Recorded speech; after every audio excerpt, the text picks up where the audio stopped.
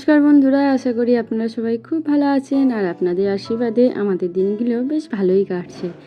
আজকের একটু তাড়াহুড়ো করে নিই, সকালবেলায় ধীরে সুস্থে উঠে স্নান সেরে পাকুমকে অবশ্য ওর বাবার কাছে রেখে এসেছি। ওর বাবা এখন কদিন বাড়িতেই আছে, যার জন্য আমার কাজে তাড়াহুড়ো নেই। আমি তো জানছি মেয়ে ওর বাবার কাছেই থাকবে, তাই নিশ্চিন্তে ওপরে এলাম। ছাদে ওর জামা কাপড় বেশ কিছু জমে গেছিলো, সেইগুলোই কেচে মেলতে এসেছি। আর ছাদটা দেখুন, দেখে যেন একদম মনটা ভরে গেল। এত ভালো লাগে এই ওয়েদারটা। আর এই সময় হালকা হালকা যে দক্ষিণ দিক থেকে উত্তর দিক থেকে যে হাওয়াটা আসে, যেন মনটা জুড়িয়ে যায়। আসলে প্রত্যেক বছর এই টাইমটায় আমি মামার বাড়িতে থাকতাম, মানে পুজোর ছুটিতে। আর চারিদিকটা তো সবুজ, ওখানে গ্রাম। আর এরকমই হাওয়া আসতো। সকালে ঘুম থেকে উঠে গিয়েই আমি ফাঁকা জায়গায় বসতাম, চারিদিকে সবুজের দিকে তাকিয়ে থাকতাম, আর গায়ে এরকম হাওয়া লাগতো, খুব ভালো লাগতো। তাই এই টাইমটা প্রতি বছর যখনই আসে, এরকম হাওয়া গায়ে লাগে, তখনই মনটা ভীষণ খারাপ হয়ে যায়। আর আমি আমার পুরনো মামার বাড়িটাকে ভীষণ মিস করি। আর সকালবেলায় যাই হোক, গল্প করতে করতে দেরিও হয়ে যাচ্ছে। এখন বিছানাটা গুছিয়ে নিলাম, পাকুমকে তার আগে একটা বিস্কুট খাইয়ে দিলাম। ও যতক্ষণে বিস্কুটটা খাচ্ছিল ততক্ষণে আমার বিছানা গোছানো হয়ে গেছে। তারপর ওকে নিয়ে নিচে এসে দেখছি মাউনি একদম নতুন রকমের একটা রেসিপি বানিয়ে বসে আছে। লুচি তো করেছে, তার সাথে ওই যে মাটির বাটিতে দেখতে পাচ্ছেন, ওটা না আমার যতটুকু মনে হচ্ছে দেখে যে একটা চাইনিজ কোরিয়ান ডিশ। আপনারাও দেখে বুঝতে পারবেন, সেটাই বানিয়েছে। দেখি খাওয়ার পর বুঝতে পারবো।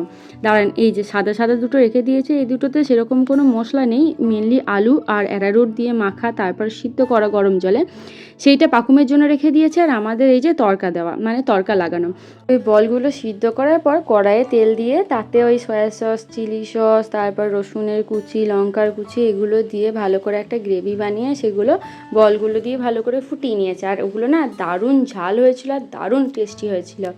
এই দেখুন, পাকুমেরও স্নান হয়ে গেছে। ওর না একটু ঘুম ঘুম পাচ্ছে, সুন্দর করে টিপ পরিয়ে দিলাম। এখন ওকে একটু ঘুম পাড়িয়ে দিয়ে রান্নাঘরে এলাম। এসে দেখছি মামনি তাল জাল দিচ্ছে। আরও একটা তাল এই রিসেন্টলি এনেছে বাবা, সেটাই এবার ভালো করে তালটা মেরে রেখে দিচ্ছে। আর আমি দেখি রান্নাঘরে আর কি কি রান্না হয়েছে। দাঁড়ান, এই মরেছে রে। এইখানে এসেই দেখছি একটা ইঁদুর খড়খড় করছিল ওই মানে বস্তার মধ্যে। এর মধ্যে না বাসন রাখা আছে, আর দেখলাম বস্তাটার মধ্যে ভালোই ফুটো করে দিয়েছে।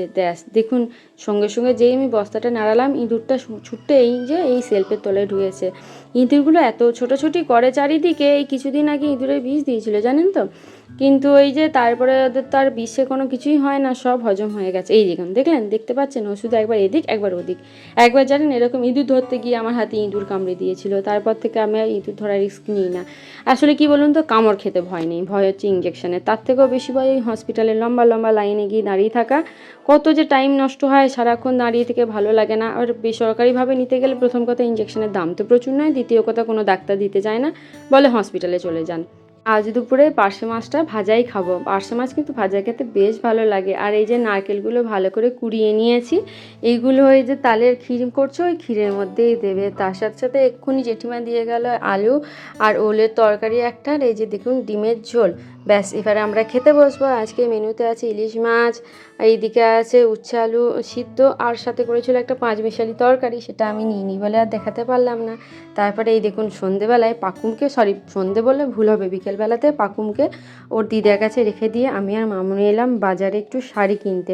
এই কিছুদিন আগে আমি এত শাড়ি কিনে নিয়ে গেলাম, তারপরেও দেখুন যেটাই দেখছি মনে হচ্ছে নিয়েই নি। যাই হোক, তারপর শাড়ি টাড়ি কিনে নিয়ে আমরা বাড়ি এলাম।